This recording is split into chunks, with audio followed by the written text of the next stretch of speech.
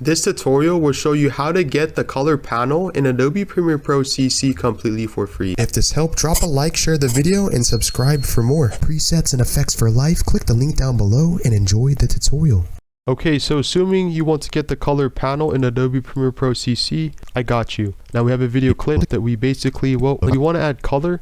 Instead of going to effects, and let's say we're going to type in color or type in Limetri, and we don't basically have any of the presets. We might have some of this that we can add and it changes the color. But we want manual control of the color. We want to get the color panel back. Now go to the top hand screen and next to help and view, click down window, and basically this will display everything that's currently being displayed on Adobe Premiere Pro CC by having a check mark, and things that have not been displayed or accidentally misplayed.